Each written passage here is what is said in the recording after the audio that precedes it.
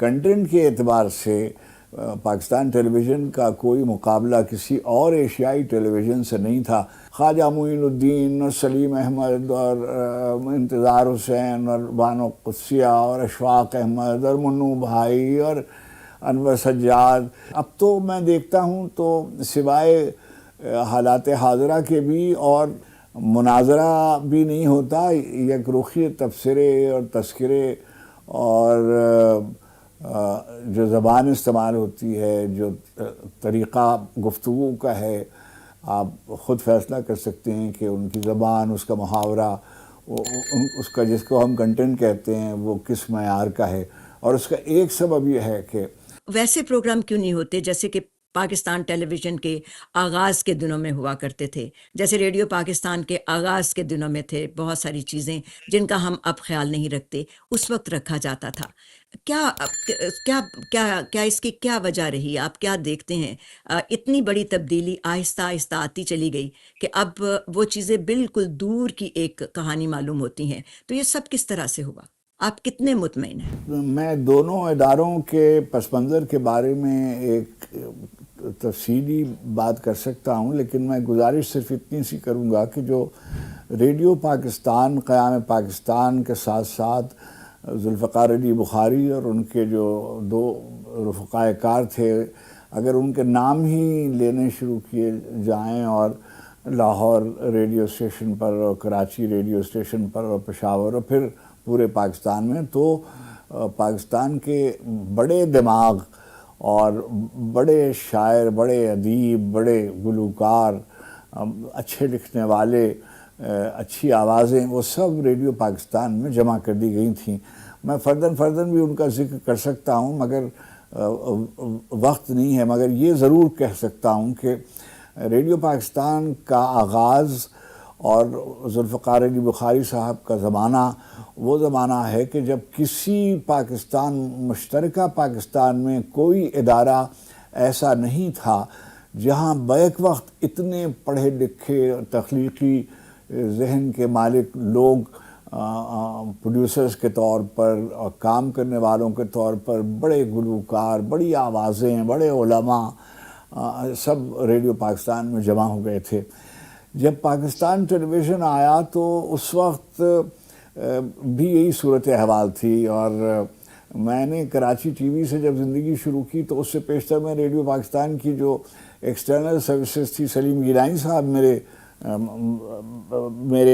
Director external services کہلاتے تھے اور وہ میرے صدر نشین تھے. انہوں نے میرا بہت خیال رکھا اور میری گرومنگ میں آغاز سمجھیے ریڈیو پاکستان سے ہوا. وہیں عبید اللہ بیگ اور قریش پور سے میری ملاقات ہوئی جو کسوٹی پر منتج ہوئی، اور ہم خالی اوقات میں 2 خبریں پڑھتا تھا، ایک سپہر کے وقت اور ایک رات کے وقت برطانیہ کے لیے اور بھارت کے لیے.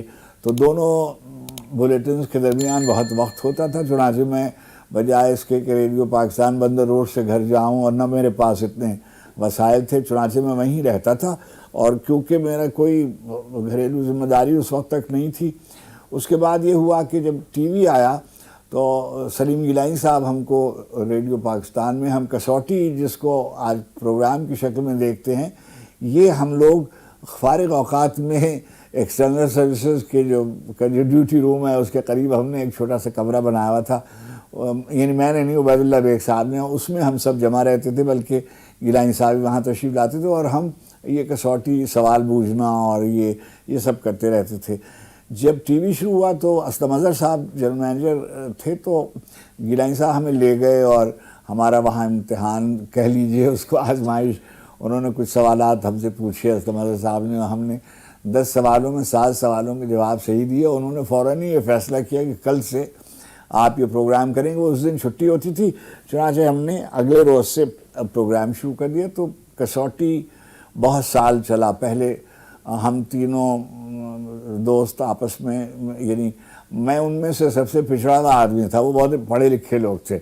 عبید اللہ بیگ بہت ہی پڑھے لکھے آدمی تھے، اور قریش پور بھی بحمدللہ اللہ کریم ان کی مغفرت فرمائے جلدی رخصت ہو گئے، مگر دونوں بہت یاد آتے ہیں اور میرے محسنوں کی منزل میں ہیں. خاص طور پر عبید اللہ بیگ نے میرا بہت تربیت میں ہاتھ رہا ان کا، اور انہوں نے بڑی میری حوصلہ افزائی کی.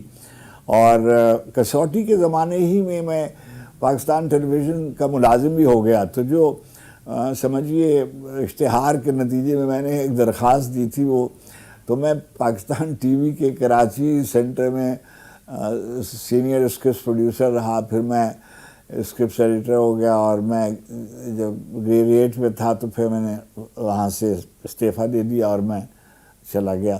تو ٹی وی کے جو شروع کے 10 برس ہیں، عام طور پر یہ ہوتا ہے کہ جب 2-4 برس 10 برس کوئی ادارہ چل جاتا ہے، اس کے بعد اسے کامیابی نصیب ہوتی ہے اور وہ نمایاں ہونا شروع ہوتا ہے. مگر پاکستان ٹیلی ویژن کا یہ اختصاص ہے کہ اس کے جو شروع کے دن ہیں وہی اس کے روشن دن ہیں، اور وہ اس کے نہایت اعلیٰ درجے کے ڈرامے نشر کیے گئے، نہایت عمدہ موسیقی کے پروگرام کیے گئے جنہیں ہم ٹاک شوز کہتے ہیں، اسی زمانے میں انٹروڈیوس ہوئے. کرنٹ افیئرز کا شعبہ اور کھیلوں کا قصہ. تو میں سمجھتا ہوں کہ ایک ہی ٹیلی ویژن تھا اور اس قدر دیکھا جاتا تھا. اور اگر میں اپنی ذمہ داری کے تحت جو میں ہمارے زمانے میں کراچی ٹی وی میں پروگرام ہوئے، تو اب دیکھیے ڈراموں میں کیسے اچھے اچھے ڈرامے یاد آتے ہیں، خدا کی بستی اور شب تمثیل اور پسندیدہ کہانی اور انکل عرفی اور زینہ بزینہ اور تنہائیاں اور شمع اور آزادی کے مجرم اور آہنگ اور بے شمار ایسے کھیل ہیں، انسان اور آدمی، گر تو برا نہ مانے. پھر موسیقی کے بڑے بڑے لوگ موجود بھی تھے اس زمانے میں، استاد رفیق غزنوی، استاد نتھو خان، استاد کبیر خان، حامد اظہر خان، سارنگی کے، ستار کے، نظر حسین اور سرود کے اور طبلے کے بڑے لوگ اس وقت حیات تھے. گلوکار بھی امراؤ بندو خان، یہ سب اس زمانے میں حیات تھے. اور سمجھیے پھر لوگ ادب اور لوگ تہذیب کے بھی پروگرام اس زمانے میں کیے جاتے تھے. اب تو میں دیکھتا ہوں ٹی وی کو تو 100 سے زائد چینلز اور نیٹ ورکس ہیں، مگر کہیں بھی آپ نہیں دیکھتے کہ کوئی موسیقی کے کوئی پروگرام اس طریقے سے ہوتے ہوں. اور یہ دیکھیے ضیاء محی الدین شو اور محسن شیرازی کا ایک شو تھا گر تو برا نہ مانے، یہ سب بھی اسی زمانے میں شروع کیے گئے.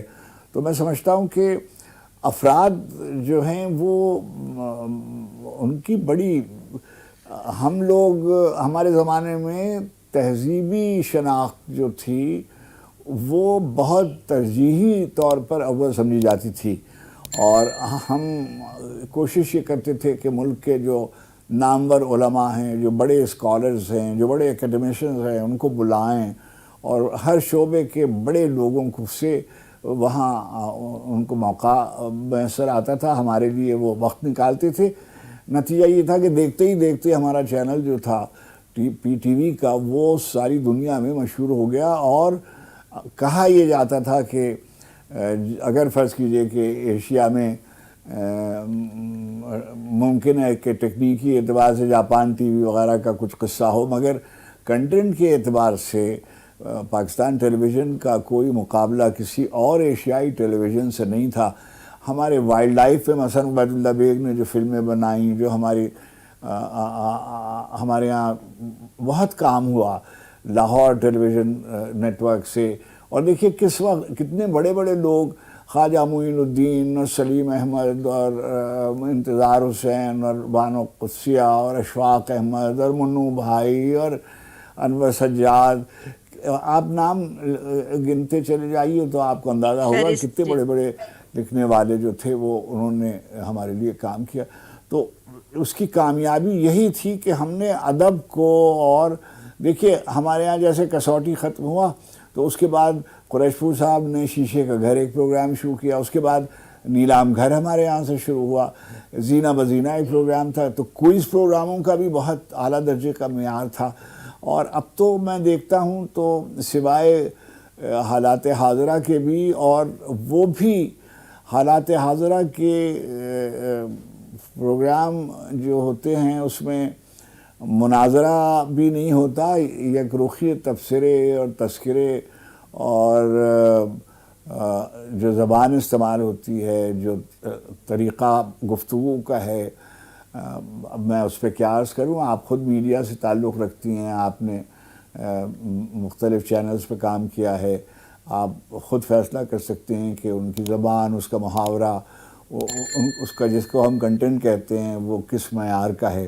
اور اس کا ایک سبب یہ ہے کہ ادب اور کلاسیکی حوالوں سے ہم نے اپنے آپ کو بالکل الگ کر لیا ہے، اور صرف ہمارے نزدیک کامیابی کا ایک تو ریٹنگز کا جو ادارہ ہے اس نے خراب کیا ہے، اور دوسرے یہ کہ جو سیاست کی ارزانی کہہ لیجئے اس نے ہمارے میڈیا کو بہت نقصان پہنچایا.